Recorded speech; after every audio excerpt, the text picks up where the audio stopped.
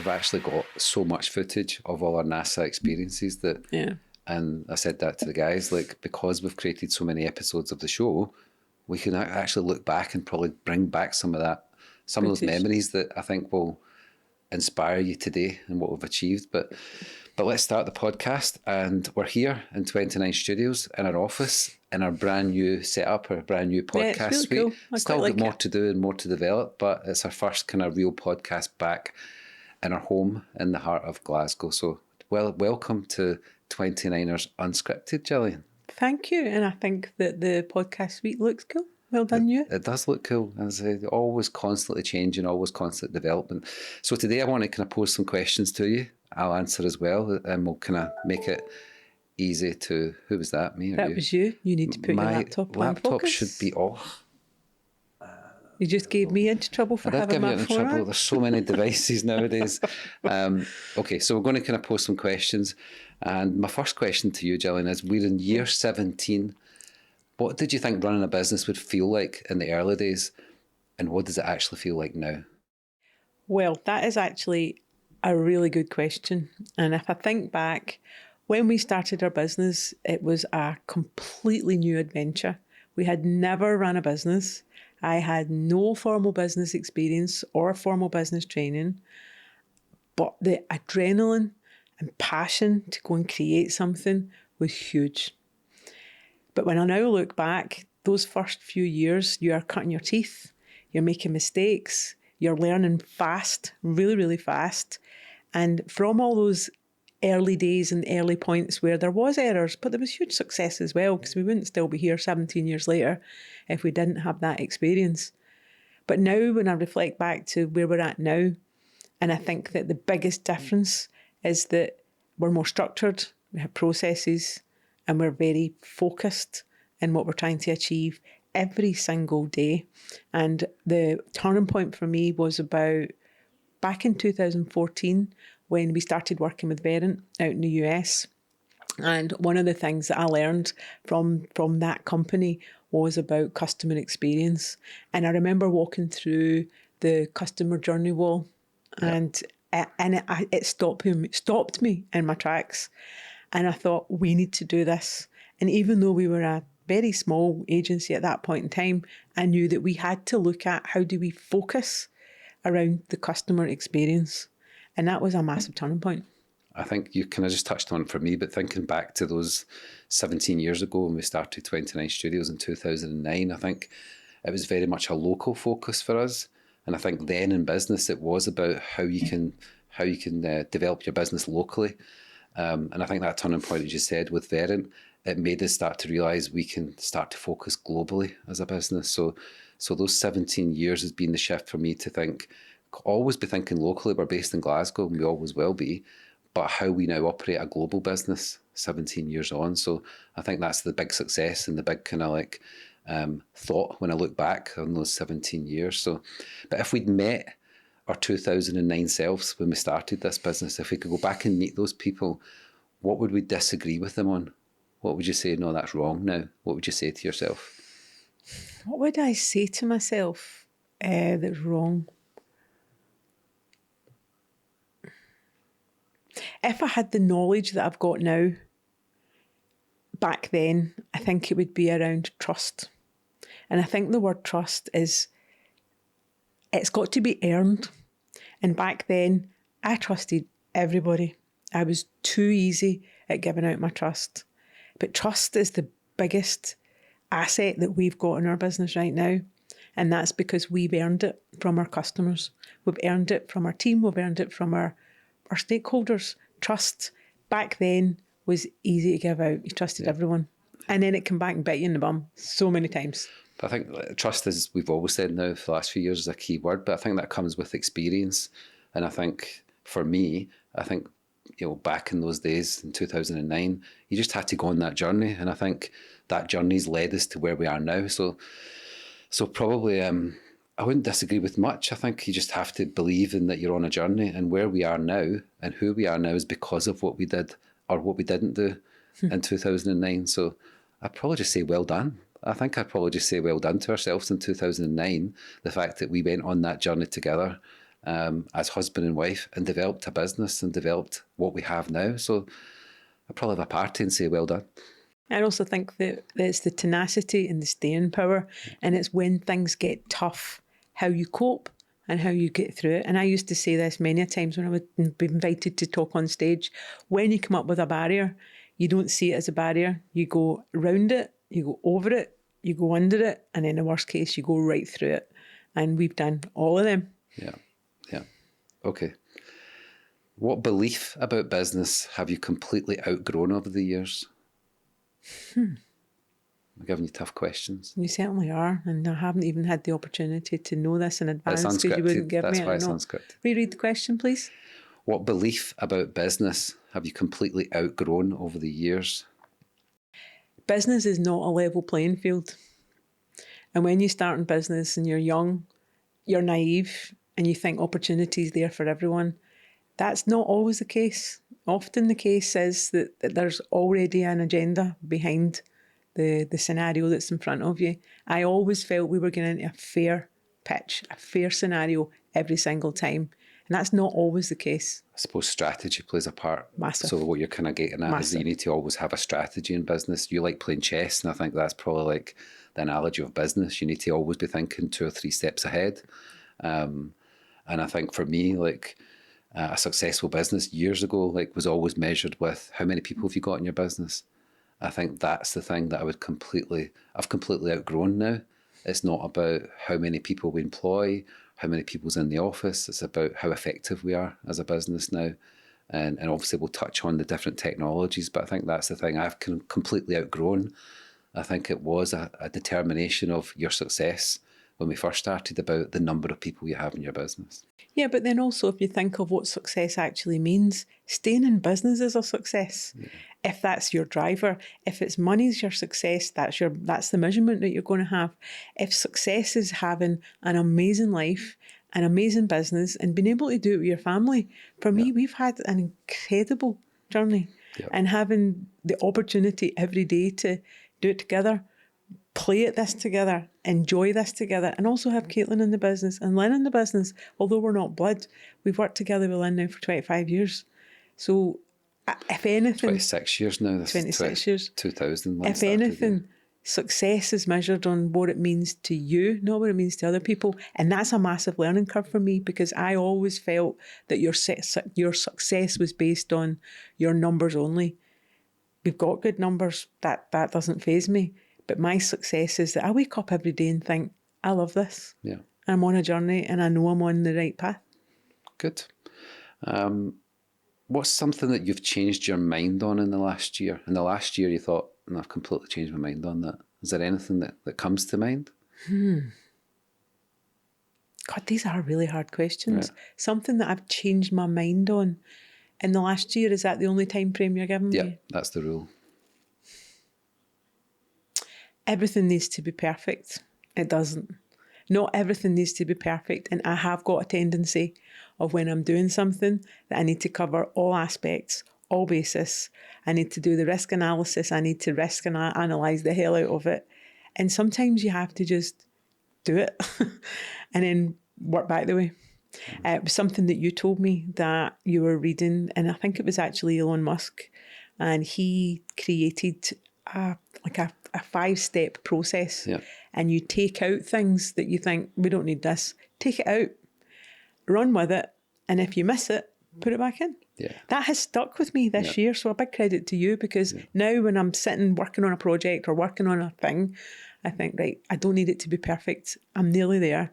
Take out what's not working, let's roll with it and put it back in.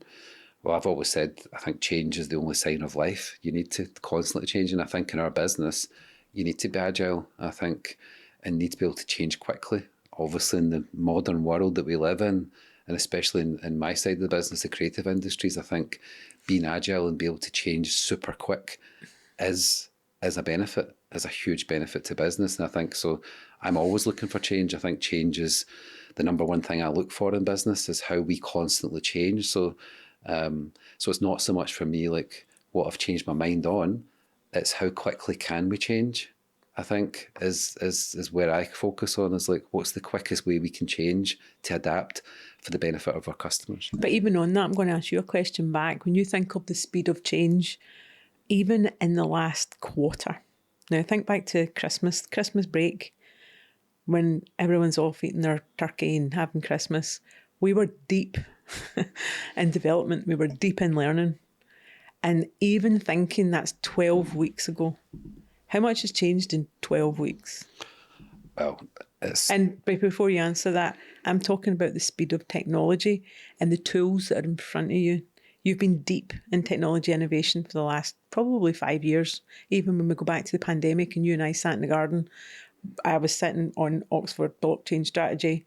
You were on AR, VR, you were in innovation technologies. We were really trying to stay relevant to our customers. Yeah. And that has been a 5-year journey. But think of the last quarter, the last 12 weeks. I'm going to answer it, but I'm going to answer it through a set of questions that I've got. So you're kind of jumping into my question set. Okay. But because I think there's quite a few things to cover in this part of it about AI and all the kind of technologies. So if I kind of stick with the kind of framework I've got, we'll actually get to answer those questions together. So. Okay, because one thing I would like to just add in then is, even in the last 12 weeks, my workflow has completely changed. Yeah. So I'll keep those. Yeah, Sorry, I think skipping ahead. It goes back to the change thing. I think workflows have to always change. It's that constant development. But what part of our work to you still feels genuinely exciting? And then what feels a bit like an obligation? So what's right. genuinely exciting for you? What's genuinely, and I put my hand on heart, what excites me is that when we sit with a customer and they tell us of a problem that they have, a challenge that they have, and they empower me to go and come up with a really innovative solution to that problem. And it's genuinely very complex. And that complex problem really excites me. Yeah. And I really go deep into, how do we make this the best possible execution for the customer? Yeah, I mean, I think you've always used, so going back to you've used complex to simple, and that's based around your strategies, and that's your kind of focus in the business, is how you deliver complex to simple, but through strategy for our customers. And I think it's the speed of change for me that's just so exciting in the creative industries, just that constant speed of change. I've never seen anything like it. You know, over the years, you had to learn different types of software in the creative industries. You had time to learn it. They would come out every few months at best, but it's just constant change right now. So it goes back to, obviously, my previous answer. That's the part I love. The obligation for me is almost like I can see so much happening so fast, but I understand from a customer's point of view, it takes time. They're bigger organisations, so it takes time for them to accept that change, and I'm meaning from an AI point of view, and adapt it into the business. So the obligation for me is still having to use the old tech from a creative world, but then as we gradually convince our customers to trust our innovation, and that's part of my job every day, every week, every month, is to present new ideas to our customers. Our customers are now global. We've got local customers and we've got global customers. So it's bringing innovation to them and allowing them to take the time to adapt it into their organisations. But when it does, it will land big. And we've started to see that now. So that's my obligation part. But my obligation also is to constantly, we work with the most innovative companies in the world.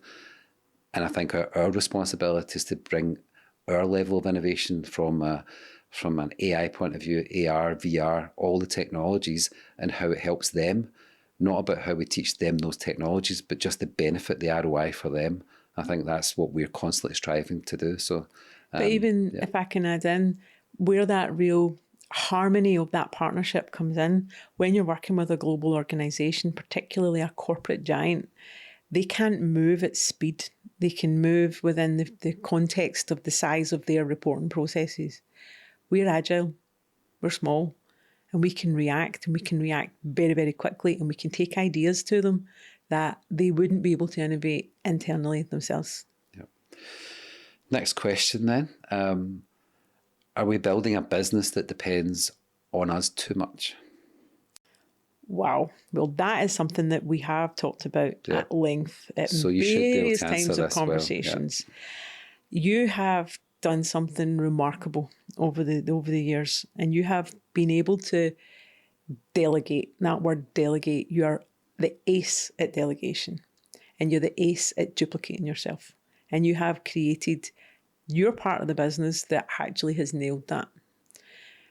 I have struggled with that, but in the last 2 years, since we've started doing a lot of corporate professional development, I have really focused on processes, on SOPs, on how to then build a team around me. So one thing that did happen many years ago when I had that car accident, if that accident had wiped me out, it had a massive impact that it could have wiped the business out, because the business was so integral to me. And it's not anymore. But there are still things that I'm not great at letting go of, and I'm on that journey. Yeah, you are getting there. And I think at the start, when you start any business, whatever age you are, the business at the start has to depend on you, because you're the founder. You're the talent in the business. And you're trying to develop something that's unique, and can give a benefit to your customers. So I think it always depends on the founders at the start. But the constant goal for any business as it develops, and as I say, we're in year 17, is to make the business not rely on you on a day-to-day basis. And that's where, as I said, giving me a compliment, is that's where my focus has been, is not to be involved in the day-to-day part of the business. But we've got an amazing team that does that now, headed up by Lynn from a creative point of view. My job is to look at what's next and what can we develop next internally, so that we can present that back to our customers. So we need to, as you grow your business through years or through revenue, it needs to not depend on the founders to truly scale. No, you're absolutely right. And we need to bring in a team into the company. And I feel right now that the team we have are excellent. And we have, for the first time in many years, brought in a recruitment company to help us on that journey, because we always had an adverse reaction with bad experiences with the recruitment industry. Yeah. But bringing in the recruitment partner that we've currently got, they have been great. They really have listened to what our needs are, and they've found us the talent that has got the ambition and the desire and the drive to come on the journey with us. And that's really important, that we've got people that we can trust. Back to that trust word. Well, as you know, I've grew up with team and sport for my whole life, and I think it's just trying to build that mentality of a sport team, an elite sport team, who depend on each other and rely on each other. And if you do that, it breeds success. So going back to the scaling thing, and you're very much involved in obviously the strategy of the business, but what does scaling actually mean for us now, just beyond revenue? So not just revenue, but for you then, what does scaling actually mean? Well, if you think of scaling a business, and this was actually part of the training that we did a few years ago when we were in Miami, and it was looking at, to scale something is to really multiply, but to be able to multiply your business that doesn't need the same amount of effort every single time, then you can truly scale a business. So if you think of having a process in place, that means that you're not doing the same thing over and over again, automating the things that you would do over and over again, and taking that human element out, that gives you speed. And when you can put speed into a process, you can scale that process, which means that the founder who's stuck in a set of tasks can duplicate that. So I can then scale that skill, scale that responsibility, and scale that task. Then you multiply that. And that's what we've been doing for 2 years. We've been looking at that multiplication model. Good answer. We're shifting now. We talked about a few minutes ago just about AI and technology, so kind of shifting into that section that I promised. So the question is AI making our work better or just faster? It's given us a different horizon. And what I mean by that is, when I first started playing around, and I use the words playing, innovating, researching, getting familiar with the tools back in 2023. When I started looking at it, it was fun. It was this fun, cool thing that came out that everyone wanted to play with. And even now, every time I meet someone new, or I'm in an environment that we've not had the AI conversation, I'll ask them, what do you do? What do you think about AI? What's your take on it? And it generally defaults down to the two common denominators. One is ChatGPT, the other one is Copilot. Everyone seems to talk about Copilot in the context of, at my work, we have to use it to do this. And it's always framed in a, we've been told to use this, we've been told to bring it on board, and we have to action this. So it's not actually been brought in the global workspace as an advantage. It's been brought in as a, here's a tool that you need to use, go learn it. On the other hand, ChatGPT, again, has been, what is this? And people have jumped into it and started to play with it and started to build a relationship with it. And the thing that I have noticed that on a personal point of view, what you have developed with ChatGPT is a whole set of memories. And we've got a couple of years of working alongside ChatGPT in a research mode. So taking that concept back into business now, forgive me, repeat the question. Is it just, is AI making our work better or just faster? Yeah. So where I was going with that kind of segued off, as I generally do, making it faster or better. You have to understand a new technology, what it inherently does before you apply it to your workflow. And what I'm hearing and what I'm seeing from a lot of our customers and a lot of business people that I really respect, they don't know what to do with it. They don't know how to bring it into their processes. They don't know how to maximise it. They see it as this threat and opportunity. It's so embryonic, it's so early, and it's innovation and evolution that if you ignore it, use it wrong, you will completely miss this massive land grab within the AI environment. I think it's making us work better and faster. I think there was a funny little kind of video that went around the team, and it's, when you talk to people about AI, they think it literally is just pressing a button and it produces AI content, written content or video content or image content. So the little kind of video was this person, graphics person, just sitting at his desk and just presses a button and everything happens. And I think that's obviously a misconception, because obviously I've been in the creative industries for 30 years or so, and it still takes hard work and it's still a lot of learning. And as you say, we've been in this kind of thing now for like 3-4 years. And it's, as I said at the start, it's constant learning. But even right now, in the last few months, it's just learning the tools, but how to integrate those tools from a creative point of view, how to get them to make things faster and make them better. And I think we're there, and we're developing the workflow that then can accelerate our customer and the quality of the work we do. But it still takes time. You're just having to rewire how you do things. And I think that's the difference for us. It can do both, but it's not just, we can do things faster. And like anything and anyone that's got any elite skill, to be able to do things faster, it's hours, it's weeks, it's months, it's years of training to learn those things. And the more simple you make it, the more other people think it's just press the red button. It's kind of like history repeating itself. When the internet came out, then the printing press thought it was going to be removed, it was going to be replaced. When desktop publishing came out back in the mid-80s, the graphic designer was being replaced. It's not replacing, it's empowering and it's enabling to be able to do things in a better, smarter, faster way. Yeah. But one other thing, if I can add in on the AI conversation I wanted to bring up. When you think of AI, there's 3 different tiers. You've got the tier who are the inherent makers of AI, those that are the engineers that are making the language models, that are building multi-billion-dollar businesses.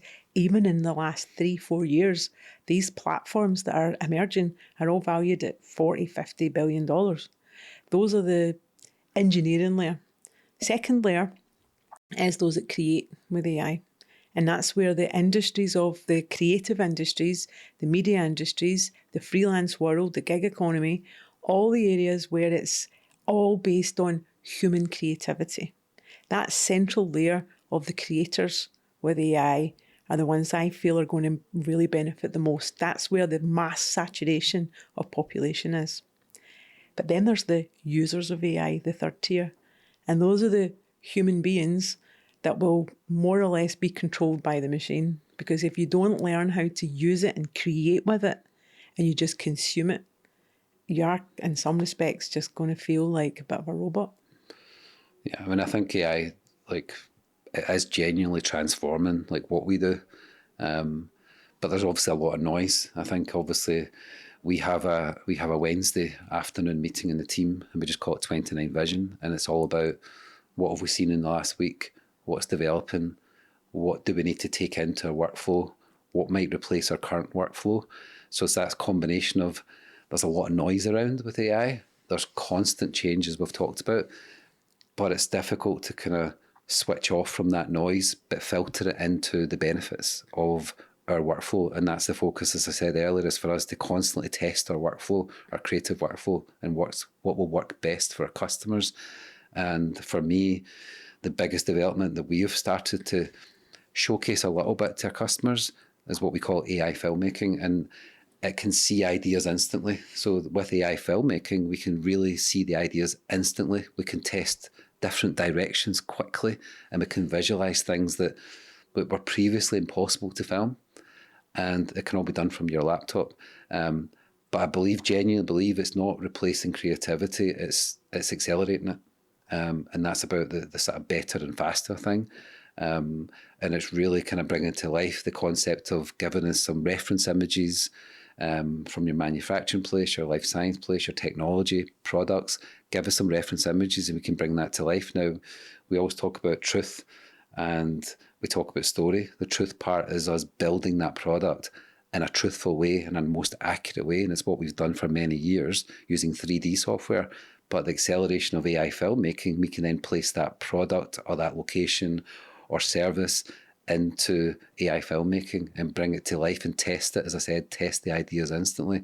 So it's a little part of our workflow that's changed, that we would have to go out on location and film content, but we can take this product, potential product idea, and visualize it truthfully, but then put it in any environment and test that. And test to see how it works using AI filmmaking. Because if you add in even to that point, a lot of our customers have highly confidential information. Yeah. So the nervousness would be about, well, we can't use AI because it's highly confidential. So one of the protocols that we have is about governance and making sure that all data, all information that we do meets the standard that our customers expect. And if you think of even bringing AI into, as you just very clearly outlined, AI filmmaking, that gives us the opportunity to create something that is actually impossible to do. For example, building a customer story around a facility or a technology or a project that's been hugely achieved by a customer, but they can't take that to market. So by anomalising that and building a true story, but anomalised with the elements that can't be breached, AI gives us the power to do that. And customer stories has been a huge part of the 29 portfolio in the last 10 years. But we've always hit that barrier, and a lot of manufacturing companies really struggle because their secret sauce, their trade secrets, the elements inside their facilities, which make them global giants, key players in the market, but they can't talk about it. And that's where bringing AI into the mix as the agency that can help the customer anonymise that process. You're not using AI just for the cool fun fact of it. It's solving a real business problem. Yeah. And that's where we've identified for 29 Studios, how can we stay relevant with our customers? How can we continually innovate with the technologies that are being put in front of us at speed? Every single day, every night we go home and you say, look at this. Yeah. Every single day there is new innovation coming our way, and that is critical that we stay at the forefront of that. But I want to add in just one more thing. You've talked about how bringing AI into being able to service our customers. The big opportunity, and that's where you always kind of think about from how we deliver our creative services. But I'm thinking about AI, how do we improve our performance? How does 29 as an agency and how does other agencies embrace this? I am astounded at how many agencies, creative organisations and peer groups that are turning away from this. I'm astounded by that because without change and without embracing this, you will not be relevant. And we have onboarded AI into our workflows. We have been making sure that all our protocols are absolutely watertight. Even though we are a boutique agency. We operate at enterprise level, and that is critical, absolutely critical. I think I've got the luxury of carving out some time every day to look at this kind of thing and look at the developments. What I'm now craving and wanting, as we talked about that elite team, we have a brilliant team who work on our day-to-day delivery, but I'm looking then to get that from within and from external, an elite team who can be in the innovation lab or whatever you want to call it. That's not the name, but a team of people who can constantly every day just look for that new innovation that ultimately benefit our customers. Because the last thing our customers want to hear us just talk about is AI, everything AI. It's about the benefits to them. The ROI for them is the critical part. So we're trying to reverse engineer, like, how do we always bring an ROI to a customer, but how do we do it with the modern technology? So for me, I'm trying to, as I say, from the within team and from an external team, is develop a smaller group of people who can, every single day in this business, innovate. But innovate, as I said earlier, innovate the workflow that would benefit our customer. Because I'm past the point of just having cool stuff, although I like cool stuff. I'll always look for the cool stuff, but we need to convert that cool technology into a benefit for a customer. A use case. Yeah. A real deep use case that gives the customer the advantage. But the best way for us to demonstrate that is to do it for ourselves. Yeah. And by bringing AI into our workflow and using it, adopting it and seeing the impact of it. It's very similar to when we first started rendering all our 3D work on the blockchain. The efficiency of time that saved when we adopted Render Engine, and that was back in 2020. It was 98% efficiency that we generated by rendering all our work on a decentralized blockchain. But that happened again. It's something I crave in our business. It happened because we were around a group of people at the time, and a group of machines were just sitting rendering all day, and people were kind of redundant from doing work. And we then just thought there must be a better way. So, this is way before AI, and we talked about, and as you say, it was blockchain. It was like, how do we use the technology of blockchain to render faster? And we solved that problem. She said it saved us 98%. But the key for me there was, again, about the communication within the team. And I think communication in any business is the most critical point, because if you don't communicate correctly, it causes confusion. And if confusion then becomes something in your business, it brings failure. So in a different way, we were failing at that point because we were rendering on machine by machine by machine. And then we realised there's a render network that uses blockchain, and it saved us 98% of time. But it also gave back the time to the creative artists who were developing that content. So I've always been one, and obviously we hit pandemic and everyone working remote, but it's interesting over the last few months and the recent people that came to join the company is one of the reasons they wanted to be part of us, apart from how good we are, is that we work here now 4 days a week and we work from home on a Friday. So the base is about being together. And I think as we developed more technology and the ease of technology to be remote is obviously so convenient, but if you're trying to do something brilliant and different, you need to be around people. You need to hear just those like little stories. You need to be part of the conversation. So I'm very much for be around people, bring the office back to life. That's why we've done the podcast in the office now. And I want to develop that. So if you are out there and you want to be an elite member of our team and you want to be part of an innovation team or a delivery team, get in touch. Get in touch with us, because we are building something completely different.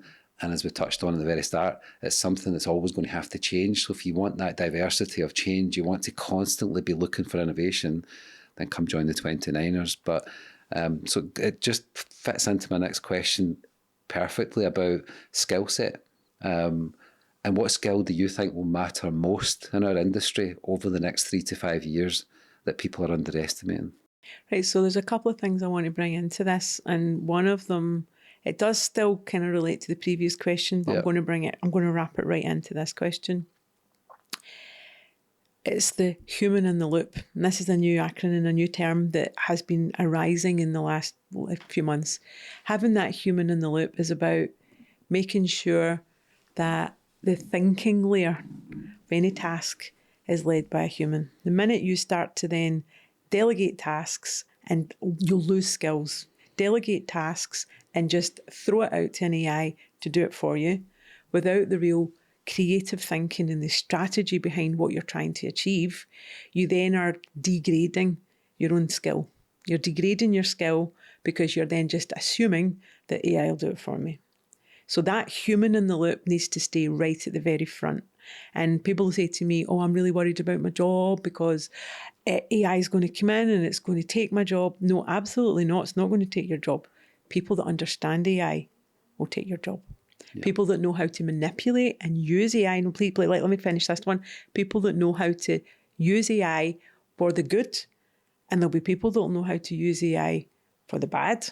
It's the people that will know how to bring AI into a workflow to add value. And that's where I feel that the skills that young professional people coming into the market need to know is how to prompt engineer, how to think creatively, and how to guide an army of AI agentic agents to take you on the path to stay relevant as a human being, as a business professional, whether you're 16 at college, coming out of college, or whether you're in your 50s or 60s, you have to think about where is the skill displacement happening and where can you still stay relevant so that you can have a brilliant career and enjoy your career, whether you're at the start or whether you're working out your career. How can you stay relevant? Because even those that are our age and above that are saying, it's not going to bother me, I have nothing to do with it. But when you're in your 70s and 80s, your grandchildren are all going to be talking about this technology. Your grandchildren are going to be deep in this technology. You can't ignore this. This is not going away. This is not a fad. This is a reality. And I am so excited about it. I mean, I think what people are underestimating for me is the ability to know what actually looks, what good looks like. So it's the ability to know what good looks like and taste. So AI will generate things. Again, I'm always coming out from a creative point of view. Will generate ideas faster now than we ever could. But you need to know what good actually looks like. What's the taste? So I think people that's got the good taste and can see something that looks good and will benefit the customer will still be relevant, but they'll use the tools that will just make that those visuals quicker and better. As we said earlier, faster and better. So it's the ability to know what good actually looks like. Well, and the real differentiator and becomes the judgment. So it's knowing what to create, knowing what to ignore. I think that's, again, it goes back to being a designer. You need to know what you're trying to create and you need to know what that's not good and what you should ignore. And for me, the people who win won't be the people who can make more. It'll be the people who can choose better. So we've got so much abundance of visual now. Like we can create visuals quickly because we've learned those tools. But it's really important. It's not about making more. It's about the person that can choose better and choose better for the customer. Because that's what the customer wants. The customer wants you to decide. They're hiring you as the expert and they want you to choose. They might not realise that, but they're looking for you to be that expert, to choose what's better. So it's not just give customers lots more for them to make that decision. It's be that innovator, that creator, that designer, that technologist that basically can choose better for them. And I think that's the difference. I think that's actually spot on, because you think of people are all wired differently. You've got logical people, you've got tactical people, you've got creative people. And then you think of different types of industries. You've got like the armed forces, you've got manufacturing, you've got creative services, you've got the legal profession, the accountancy profession, logical people, tactical people, and creative people. The creative industries exists because there is human beings that are inherently creative and they put their talent to building something and expressing something through their creativity. AI isn't going to take that away. It's just going to make it even stronger and quicker and better. But where people that are not creative will think, oh, it's just going to take over and it's dead easy to just ask ChatGPT to fire me out something, but it'll be crap. Yeah. But if you've not got any taste, it'll just be crap. And for businesses that don't still, in some respects, respect the creative industries deserves it because it has been here for years. And it's why everything that you consume as a consumer, whether it's your clothes, your fashion, your car, your watch, That's all been done by creativity. So applying that into business across every industry, creative industries is what makes you stand out. It's what marketing is functioned on. You think of what Caitlin does in our team, and Caitlin drives our CX team. Everything is around how do we make our customers succeed? And Caitlin is very fortunate that not only is she a powerhouse when it comes to marketing, she's only highly creative. So she creates in her head, how do we make this success work for our customer? And that's what we're trying to do. And not say trying to do, that's what we are doing. We're building people who have got creative taste, strategic minds, and are fearless to embrace this innovation. And I think like the best creative people all through history are the thinkers. Mm-hmm. The people who can think differently. A little nod to Apple. Think differently. And this month is Apple's 50th anniversary. So it's always been like the most creative people, the most highly creative people, the best people who can think differently. So it's what I've been talking to the team about is like, we're trying to use maybe AI to supercharge the speed of things we do, which gives us back the time to think. Because I think in the past, when you couldn't, when you had to do more task-driven stuff that took time, it gave less time for thinking. What we're getting back now by constantly improving our workflow is thinking time. And I think going back to the point, the most creative people are the people who think differently. And I think that's what we're trying to build again at 29 Studios is more thinking time into our business. If we had to 10x the business in 3 years, what would you stop doing immediately? Wow. Didn't see that question coming. What would I stop doing immediately to 10x If you wanted to 10x the business in the next 3 years, what would you stop doing right now? Right. I'm going to just kind of repeat what I've said earlier. I would stop trying to make everything perfect. I would just ship it. As soon as you've got an idea that is ready to be tested, get it out there. Get it out there, test it, play with it, innovate it, evolve it, and then make it work. For me, it's anything that I would stop doing anything that doesn't help us scale or move the business forward, and anything that relies on us personally. So it's touching back on obviously what we talked about is removing yourself from the business in a day-to-day point of view. So if we're really trying to 10x the business, those are for me the key things. Always focus on what's going to scale the business and move it forward. If it's not going to help us scale, not going to move us forward, stop it immediately. And then obviously try and remove ourselves personally from the day-to-day operation of the business and just always keep simplifying. Just always think, is there a simpler way to do this and a more effective way of doing this? And I remember, I can't remember where it was, probably you, but someone told me this, that you need to learn to say no more and more. And I never really understood that. And now I completely understand it because the opportunities come your way. And if that opportunity has a budget wrapped around it, a revenue wrapped around it, as a business owner, you always think, yep, let's do it. But sometimes you have to say no, even if it means you're walking away from something with significant zeros on it, because it's going to take you away from the core of the mission. And it'll take you away from the core of what we're trying to achieve for our customers, but more importantly, for ourselves. And sometimes I have always prioritised our customers, and I probably always will, because I'm very much a service-driven person. But to really give this business the opportunity to grow and scale and not put me in the centre of it, I have to stop and think, right, maybe we don't take on that project because it's going to detract us, take us away from the journey that really gets us to our goal. Yeah. We're nearly there. A few more questions. If we made one bold move this year, what should it be?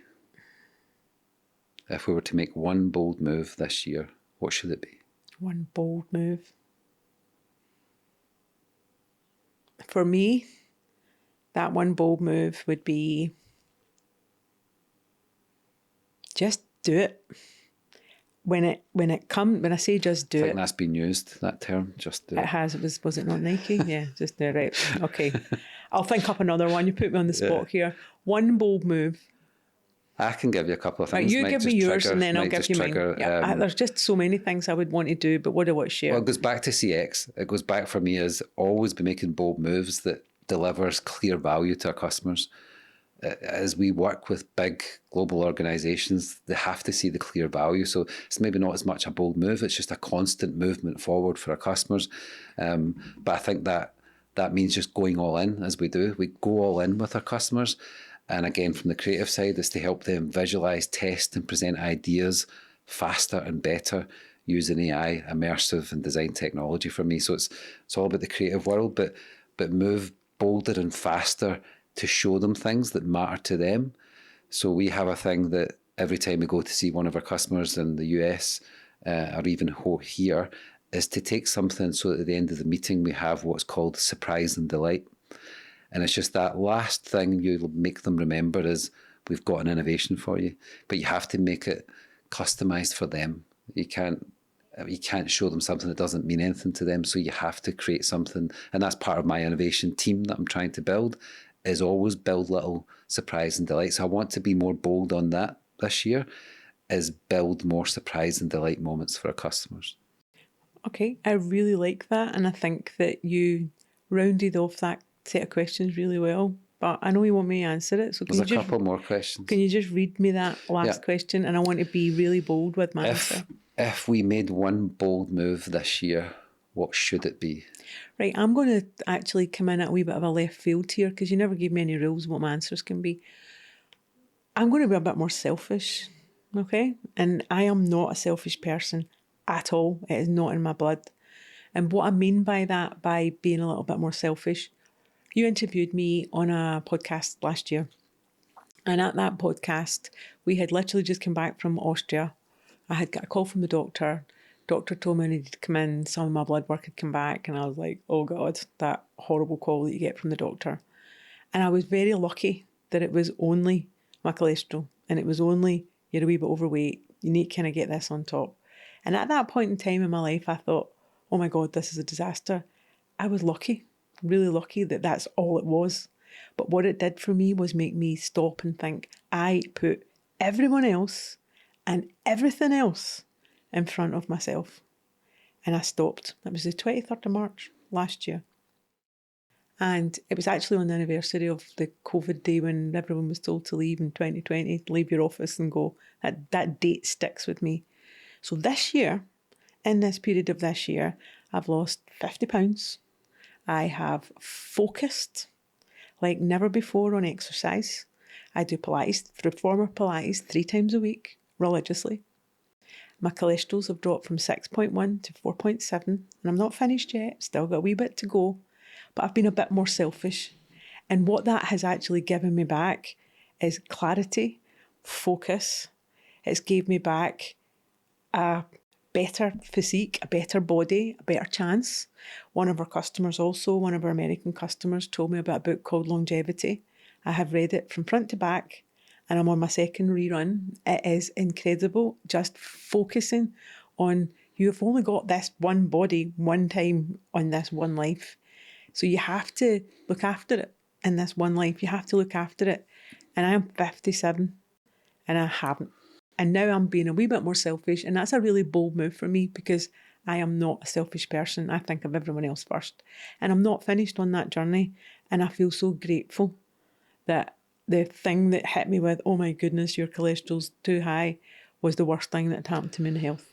Well, obviously I remember that day and it was a little bit of a scare. But obviously you got on that journey, and if you were to look back to that podcast, you'll see then obviously the better shape you're in, not just physically but mentally. And because you went on that journey, you kind of took me along with you. So we're both kind of as being as healthy as we possibly can in the last year, lost some weight. But as you say, it's based on experience, whether it's in business, personal, professionally, on how you need to look after yourself and how you need to look after your business. And as you get older in business and older in person, you need to strengthen your business, you need to strengthen your body and mind. So I think you've done that over the year. I've came along on that journey, and we're both in a really good place that way, which I think strengthens our mindset in business also. So yeah, well done. Completely. And also with Congratulations. my parents, my mum having her hip operation that failed, and then there was lots of dislocations, and she had a horrendous 3 months. And I was watching my mum go through the most painful physical time of her life. And she's only 23 years older than me. So I thought, I need to sort this out. It's a long time. 23 years is a long time. Yeah. So two more questions. What's changed most in how we think about risk? So obviously back in the kind of business sense What's changed? What's changed most in how we think about risk? What's changed most about how we think about risk? I think that you have to experience the highs, the lows, bigger highs and bigger lows to be able to truly sit back and have the experience to understand and make a decision when there's a risk element attached. So whether that's, do we go into a new market? Do we take on this client? Do we innovate this new product? Are we too early in the market? Is it too late? Are we ahead of the time? Are we behind the curve? All of these things happen, and the decisions that hit us at speed, and you have to make decisions really, really quickly. Making the decision on, is this risky or is this not risky? When we first started in business, we didn't have the knowledge, we didn't have the experience. And I actually feel that being an entrepreneur who's 57 and has got decades of experience, I don't fear risk anymore. I used to fear risk, and I don't, because I always look at it, right, what's the scenarios? What's the worst thing that can happen? As Caitlin said when we were planning a project last year, and it was on the boat under the Eiffel Tower, and we said, what's the worst thing that can happen? She said, the boat will sink. And we thought, well, that's not going to happen. And it didn't, and it was a huge success. But I do think that. I think that it's experience that lets you risk analyse. I think that's part of my answer would be is we've just become more comfortable with risk. And I think we became more comfortable with it because we've experienced it. Even when we did start, you didn't realise maybe you were taking risks because you had no previous knowledge, so you didn't consider it a risk.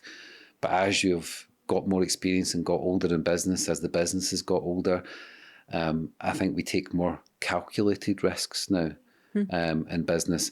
But I think where the most thing I'm more aware of now is the risk of standing still. I think right now, yes, it needs to be calculated, but the biggest risk for me right now is standing still. So I'm prepared to take more risks. But in the world we're in, it's more micro risks. It's little things, going back to the Elon Musk thing about, try different things. If it works, keep it in. If it doesn't, delete it. So those could be calculated as risks. But for me, again, it's the risk of standing still. That's the biggest fear. Do not stand still right now. But don't you think also, Kevin, that we underestimate, and this is something that I think it was actually our brother-in-law said to us one time, that he really admired the way that we would take risks and we would go do things, and we would say we were going to do things and we would actually go do them because we genuinely are risk takers. We're entrepreneurs, and you can't achieve things without taking risks. And that point of view saying about standing still is the one thing that terrifies me. If you don't change and you don't move forward, what's the point in being here? Yeah, I think going back to Ian, the brother-in-law, who said he sees us taking risks probably all the time, like moved to Mallorca during a pandemic, all that kind of thing. But I think we underestimate that when we do see it as a risk, or maybe others see it as a risk, we probably don't, because we think we're going to try it. We don't see it. What I'm trying to say is we don't see the word risk. We see the word try. Opportunity. And we see the word, there's an opportunity. So, but if that opportunity didn't work, or that trying didn't work, we know we can fix it. So then it's not risk. I think risk is more, if you think risk of, if I do this, and can I go back and fix it? And if you can't, it's probably something you shouldn't do. But we always see it as like whatever other people might see us taking risks as us just taking opportunities. But we also know that, well, what's the worst thing can happen? Well, we can go back and fix it, or we can go back to where we were. So it's again that point of standing still. That's the biggest risk. So can I just chime in on that? That was a really good way of describing that. It's the fear of failing. People, I naturally have the fear of failing. I don't have the fear of failing. We've had some failures in our career right at the very beginning, and we've made some bad business decisions with not bad business partners. It was just the wrong time. They were good people, but they were just the wrong time for where we were at that point in time. We've had failure. We've had huge success, but it's the fear of failing is what makes people stand still. I am not scared to fail. I am absolutely prepared to take whatever decision it takes to achieve my goal. But the point that you're making, if it was stand on the edge of this cliff and jump off and hope that you'll land on your feet, that's risky. I would never do that, because you know that there's no way back from that. You land there flat down, you're dead. So the point that you made is we don't see it as a risk, we see it as an opportunity. But we probably, in our mind, without verbalising it, is we know it's not a risk because we can fix it. If you can fix it, it's not a risk. So I think that's, for me, for anyone listening, is like, if you know you can try something and if it doesn't work, you can go back to it and fix it and make it better, then it just becomes part of the experience. It doesn't become part of risk. So it's probably eliminating that word risk. And then there's something that we've talked about and I presented to you a few weeks ago of there's old problems and there's new problems. And I think as you grow older in your business again, you learn that something that pops up, you think, that's a problem. You then sit back and go, is that an old problem? Have we solved that in the past? Or is it a brand new problem? And if you really calculate it as black and white, there's very rare time in business that it's a new problem. Now, if it's a new problem to you, and because you've never experienced it, there's certainly someone out there that you could ask advice of who's solved that problem in the past. Old problems. So again, the new problem from this month was they're trying to fly around the moon. That's a new problem. But from a business point of view, I don't see many new problems. I always think there's someone out there who knows how to do that. Or we've had that experience and we know how to deal with it. So it's always just that question as we move forward in business, is this an old problem or a new problem? And the new problem that we have got in front of us is how do we embrace the speed of change with this disruption that's happening in the creative industries with technology? Yeah, so that's the new problem that we're innovating around. Yeah, it's probably the good example of a new problem because no one's got the experience. There's no benchmark. So there's no AI expert out there who's had 20 years experience at the current level we're at. They might have been using AI for 10, 15 years back in the day, but where we are now with it is a completely new experience. So or a completely new problem. And how you solve that problem is by putting in the time and effort. So it goes back to my point, and from our creative world, is it still requires, like in the past, to be a graphic designer or an After Effects artist or anything like that. You had to put in the time and effort to be that expert. So we're developing that all the time right now with technologies changing. So we will never sit and go, we're experts. We are always on that journey of learning to present better outcomes to our customers. So that's like, yeah, that's a new problem, but it's not a risk, it's an opportunity. Yeah, and you're right, we're not experts. We are 3 years in on the AI journey, and we're not claiming by any means to be experts because it's too embryonic in an industry for anyone to be an expert. But we went deep in it. We went really deep in technology, hence why 29 Studios is a design and technology company. It's at the core, we bleed design and technology. And obviously it's design plus technology because both of them have to combine. Both come together. The last two questions is about decision making that we felt uncomfortable with at the time, but proved right. And just to give you a lead on that, across the board, I didn't feel fully ready in 2019 when I was looking at VR, when we were just hitting the pandemic. I went deep into VR, you went into blockchain, and it wasn't quite ready back then. People would still argue it's not ready right now. I would slightly disagree on that because, so in 2019, the kind of uncomfortable feeling for me was like, I want to learn VR. I seen it as an opportunity. In 2023, I want to learn AI. And then in the last 2 years as well, I went and bought myself the Apple Vision Pro, and it was like, oh my God, I'm spending a lot of money on something that is not quite acceptable yet. And we're developing that right now as well. So it's what decision that have you made that you felt uncomfortable with, but right now it's proven right? And the analogies that you've gave me about how you've innovated and changed, you've always been an early adopter of technology. And that is a really comfortable space for you. And you've always been comfortable. It doesn't push you out your comfort zone when new technology hits the market, because you're an inquisitive mind and you've always wanted to know, how do I use this? How do I get value from this? How can I propel from this? Whereas I always look at things from, how do we get value from this for our customers? How do we get value from this for our business? So, went off track. Yeah, what have you personally, whether it's hopefully professionally, what decision have you made recently, last year, 2 years, that you felt a bit uncomfortable making, but now you're going, that was the right decision? Okay. I think it was taking a massive leap of faith into adopting a 10x mindset. And that 10x mindset was really about, how do we multiply this business? How do we grow this business? How do we stay relevant with this business? And how do I impart the tasks that I selfishly or stupidly thought only me could deal with to the team?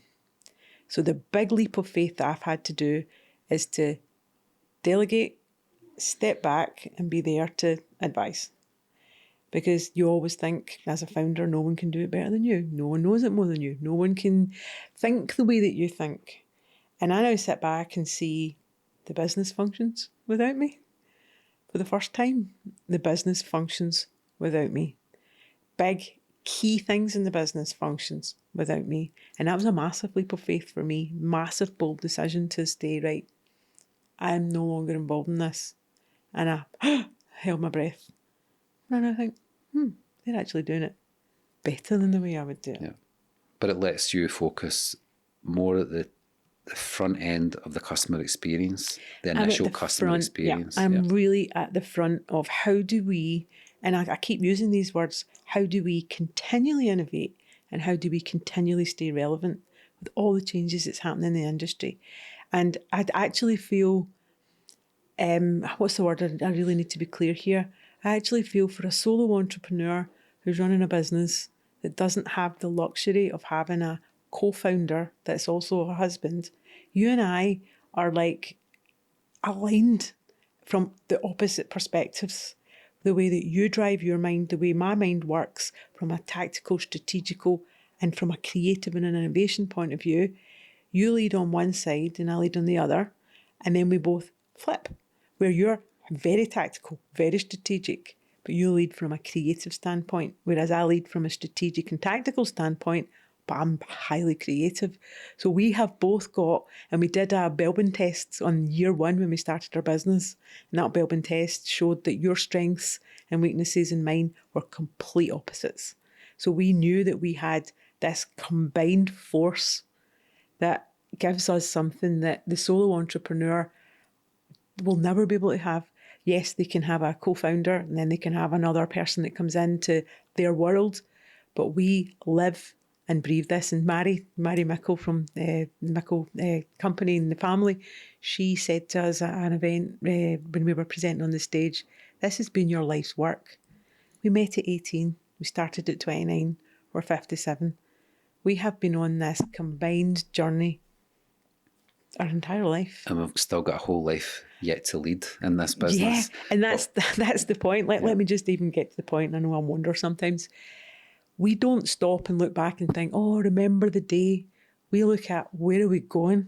And even the conversation we had this morning, because the NASA sent the rocket up to go around the moon, that was a moment in time for me, absolute moment in time for me, because that is our future generations will actually have the opportunity to go to Mars. For all mankind. For all mankind. I'm going to move on to the last question. Sorry. I'll keep you in check. So we'll keep this as succinct as we possibly can. What part of our business do you think will look completely different in 2 years? This question would have been previously 5 years or 10 years. Even the fact that I'm saying 2 years is a stretch right now. I'll tell you what I actually think. I think our business will be completely different. It won't just be one part of our business. I think every part of our business is going through change. And what's going to be the outcome, because I'm very outcome driven, we'll be stronger, we'll be wiser because we'll have had 2 years of experience. But what our business is going through, our industry is going through, we will come out the end of that. We will come out the next 2 years of this. We'll come out the next 5 years of this. We've had this business and nothing is going to take this business. So give yourself a little time capsule note that we can clip this in 2 years' time and give me from your perspective. So we can clip it and go, this is 2026, it's April 2026. In April 2028, watch this clip back. What piece of advice would you say our business is going to be completely different on? In April 2028, 2 years' time, 29 studios, and I'm not going to go down there. We're going to be international with all these locations. That's rubbish. That's popcock. That's not relevant. We are going to be. No, that again. I need a different context. What do you mean? Do you want me to? I think. Do you want me to describe what we're going to do? You want me to describe where we are? I just think we'll deliver and create content completely differently. So I'm giving you like my answer then first to give you a bit of context. So right. I think we'll deliver, we'll create content in a completely different way. I think production will be faster. I think we'll be more AI driven. I think we'll be more flexible. And I think the shift from producing content to building content systems will be huge. I think as we constantly develop design plus technology, we'll move away from producing content and building content systems for our customers. And we'll do it faster, we'll do it more AI driven, and it will change the way our customers can be flexible using our content systems in April 2028. And I get the question now, and this is what we do. I tend to want to write all the layers and break it apart, and whereas you take it right to the top, to the vision, hence why we work really well together. We will be an agency, and we might even be wider than an agency, but we will be a collective of thinkers. And by being a collective of thinkers, whether that's in the context of a team structure or a global structure, forget the structure, the inherent difference we will be is that we will be hired and we will be retained by our customers because of the creative and strategic thinking that our agency brings to their organisations. And to shut this down in the best possible way, I think of here's to the crazy ones, that thing, and the thinkers and the doers. And I think we really need to focus on how we think about our business rather than what we do in our business. The doing part will be replaced by AI agents, but the thinking won't. And that's what we need in our team. So people, again, who want to join our team, who want to be part of that elite team, we want the thinkers, not the doers. And we will definitely redefine our business over the next couple of years. But yeah, so that's the end of our little podcast, our little 29ers Unscripted in our new studio. And we hope to do this like on a weekly basis with different guests, different people coming on board, and maybe then being more focused on certain subjects as well. So thank you for joining me, Gillian. Thank you. And there were some cracking questions in there, Kev. So I need to actually reverse this and get some questions for you. Okay, that's a deal. That's a deal. That's a wrap. Thank you. Cheers.